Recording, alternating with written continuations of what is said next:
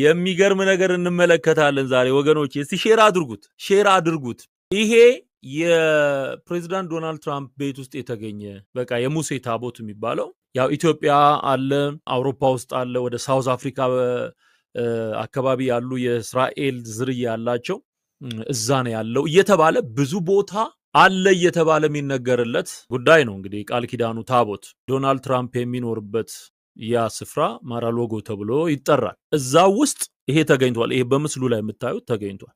ኦሪጂናሉ ነው ወይስ ድጋሚ ተሰርቶ ነው የሚለው በብዙ ሰዎች ጥያቄ ፈጥሮ በጥያቄ ምልክት ውስጥ ያለ ጉዳይ ነው። ዘንድሮ ማንሰማው ነገር የለም። ዝም ብላችሁ አስቡት።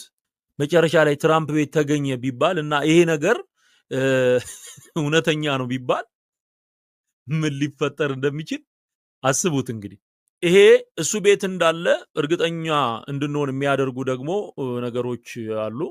ይሄ እዛው ሄዶ የተነሳውን ሰውዬ በራሱ እንትን ላይ የለቀቀውን ፎቶ ነው የምትመለከቱት። በነገራችን ላይ ይሄ ፒውር ጎልድ እንደሆነ እየተነገረ ነው። እቺ ሴት ሄዳ ያስቀመጠችው ማለት ይሄ ኮንትሮቨርሻል የሆነው ኢሹ ከተነሳ በኋላ እንዴት እሱ ቤት ሊገኝ ቻለ? ከየት የመጣ ነው? ምክንያቱም ከ4 ዓመት በፊት ከእስራኤላውያን ይሄ አንቲክ ከሆነው እቃ ማፈላለግ ግሩፕ ጋር የነበረው ግንኙነት ስለነበር ያንን ከዚህ ሁኔታ ጋር አያይዘው ብዙ ነገር እየተነገረ ስላለ ሄጄ አይቻለሁ ነው የምትለው። ሁለት አይነት ነገሮች አሉ በህዝብ ዘንድ የፈጠሩት ጥያቄ አለ። የመጀመሪያው ተመሳስሎ የተሰራ ነው የሚል ነው። ሁለተኛው ደግሞ ከእስራኤላውያን ጋር በነበረው ግንኙነት ይሄ ነገር እውነት ቢሆንስ የሚል ሐሳብ ደግሞ ያመጣሉ ማለት ነው።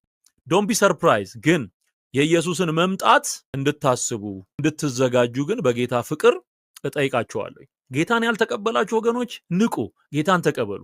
ማለት ይሄ ዝም ብሎ የሃይማኖት ምናምን ጉዳይ እንዳታደርጉት፣ ነገሩን እንዳታደርጉ። በጣም ሲሪየስ የሆነ ሁኔታ ላይ ነው ያለነው።